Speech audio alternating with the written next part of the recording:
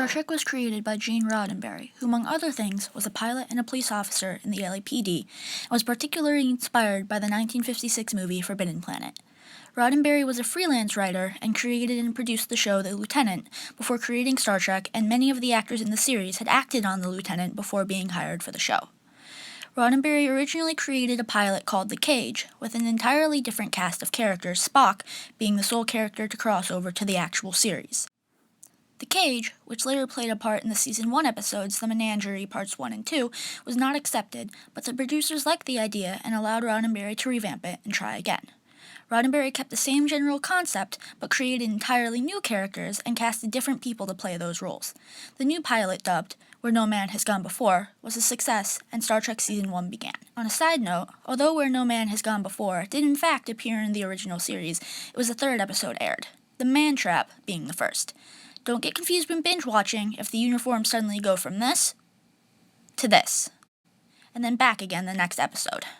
Star Trek had 29 episodes in its first season, notably introducing the Vulcan nerve pinch in The Enemy Within, the Romulans and the Gorn in Balance of Terror and The Arena respectively, Khan in Space Seed, and aired what is perceived to be one of the best Star Trek episodes created, The City on the Edge of Forever. Season 2 had 26 episodes and introduced a new character, Ensign Pavel Chekhov. It also introduced other notable aspects that became a big part of the series, such as the concept of Ponfar, as well as the Vulcan salute in Amok Time, the Mirrorverse, an evil alternate universe that also shows up in the series Deep Space Nine and Enterprise, and the aptly named Mirror Mirror, Spock's parents, Ambassador Sarek and Amanda Grayson, in Journey to Babel, and in The Trouble with Tribbles, introduced the titular Tribbles. There became a bit of a problem, however. Paramount wanted to cancel Star Trek, mainly because it just wasn't getting good enough ratings. But something interesting happened.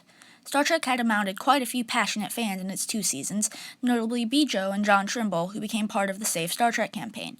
Tons of fans wrote letters to Paramount that said they wanted Star Trek to have another season, and there were even protests to save the show. And it worked. Star Trek was approved for a third and final season. Season 3 had some interesting episodes in it. Spock's Brain, the first episode in the season, and determined by many to be one of the worst Star Trek episodes in existence, literally had Spock's brain being stolen straight out of his skull, so Dr. McCoy, who has Spock on life support, turns him into an RC robot thing so that they can go get it back. The most ridiculous part of the episode may in fact be the Learner, a teaching device that is pretty much an old-school salon hairdryer. The Savage Curtain is another. The episode literally begins with Abraham Lincoln appearing outside the Enterprise asking for the crew's help. Kirk and Spock then go down to a planet, and they team up with Surak, the creator of modern Vulcan philosophy, and Lincoln against villains from history, including Genghis Khan, in the ultimate battle against good and evil. Seriously, I couldn't make this stuff up if I tried. The most groundbreaking episode, and possibly entire series, was Plato's Stepchildren, as it contained what is widely known as the first televised interracial kiss between Captain Kirk and Lieutenant Uhura. Unfortunately, Star Trek was cancelled after its 3rd season, but all was not over yet.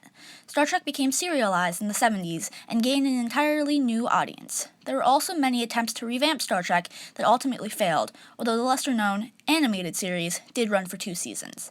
Although a few creators were adamant that the series was not a children's show, the animated series won Star Trek's first Emmy in 1975 for, guess what, Best Children's Show. The first standalone Star Trek convention was also held in the early 70s, the first being January 21st to 23rd, 1972 in New York. The idea for a film began in 1975 and was eventually scrapped in favor of a new television series called Phase 2, which was also scrapped. The pilot episode for Phase 2 was reworked into what would later become the 1979 film Star Trek The Motion Picture, completed only days before the premiere. This film received mixed reviews, mainly because of an over-reliance on special effects and a lack of substance. There is literally a 6-minute scene that is just a long shot of the Enterprise. While not making as much money as expected, there was enough success to create a second, less expensive movie, which became The Wrath of Khan in 1982. The Wrath of Khan is many people's favorite Star Trek movie, although it did prove some ire to fans. At the end of The Wrath of Khan, Spock sacrifices his life to stop a radiation leak and save the ship. At the time, no one, not even the writers themselves, knew if there was going to be a third Star Trek movie or if they would be able to bring Spock back. Fortunately, Leonard Nimoy was told to try to find a way to act in the scene so that he could be able to be brought back in one piece. This is what he decided to do, and fortunately, it was enough to get an idea on how to bring him back. Are you out of your Vulcan mind? No human can tolerate the radiation that's in there. As you are so fond of observing, Doctor, I am not human. You're not going in there. Perhaps you're right. What is Mr. Scott's condition? Well, I don't think that he... I'm sorry, Doctor. I have no time to discuss this logically.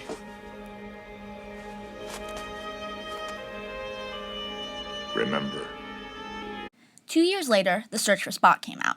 Spock was brought back to life due to him putting his Katra, the Vulcan soul, into Dr. McCoy via mind meld. Remember that scene?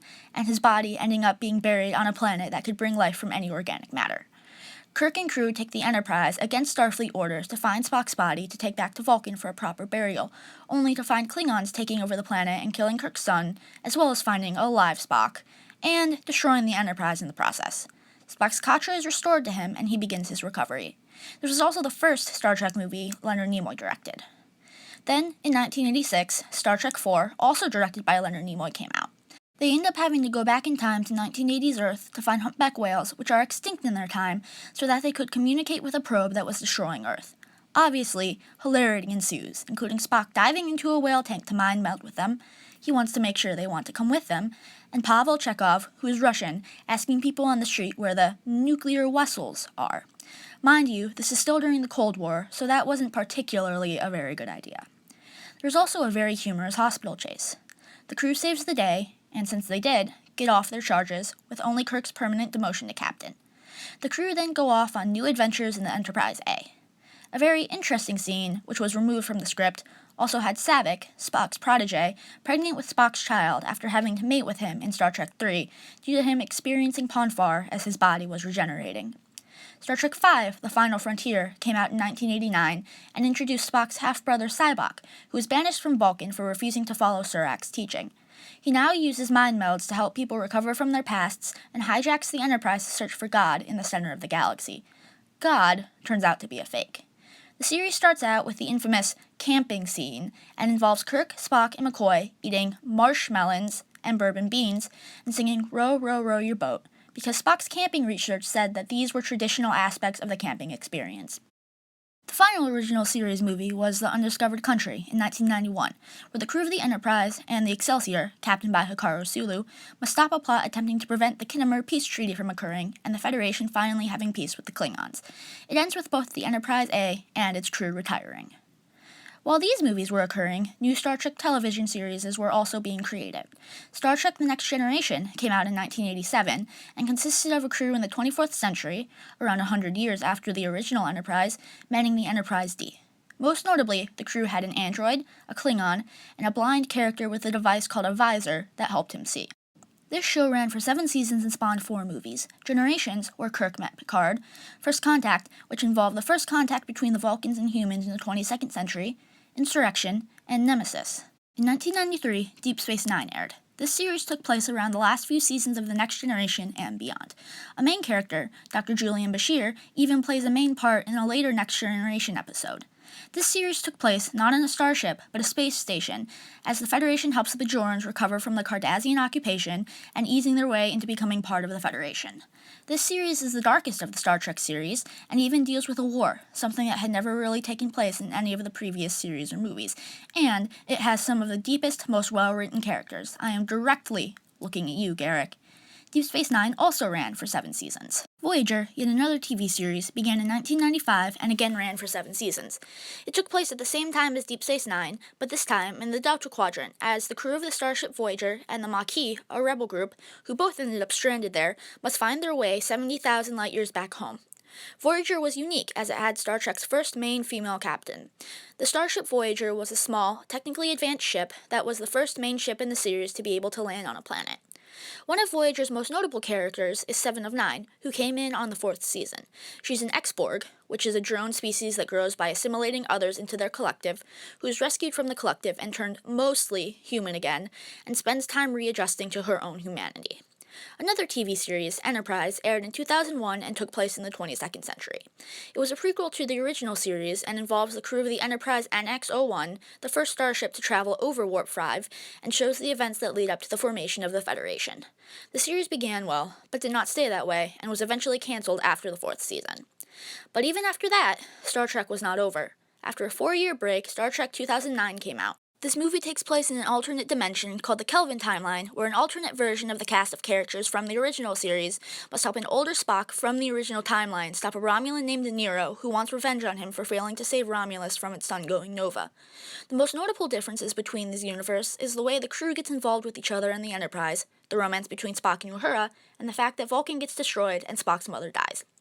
Star Trek Into Darkness, the sequel to 2009, came out in 2013 and involved an alternate telling of the original series movie, The Wrath of Khan, and the next sequel, Star Trek Beyond, that came out in 2016, involved the crew becoming stranded on a planet and having to save the Federation from a man who wants revenge on Starfleet. Beyond also has Hikaru Sulu with a husband and daughter, the first Star Trek character to be openly gay, which has drawn controversy as George Takei, who originally played Sulu, does not support this decision due to the fact that they are messing with Gene Roddenberry's original version for the character. The 3 Kelvin timeline movies have been criticized by some fans as they focus too much on action and not as much on what Star Trek represents: diversity, unity, hope, and telling a story that promotes discussion on how to make the world a better place. The reboots, as they are called, are trying to cater to the general populace instead of just Star Trek fans. The newest announcement of the continuation of Star Trek came out in 2015. A new television series, Star Trek Discovery, will air in 2017 on CBS All Access and in Netflix in other countries. Not much is known about the series yet, but we do know that it will take place 10 years before the original series and will involve an important event that has previously been mentioned in prior series, will have a female main character who is not a captain, and will finally involve an openly gay character. Star Trek is a phenomenon that has lasted over a 50-year time span, and even now, its message of diversity, unity, and a hope for a better tomorrow continue to live long and prosper.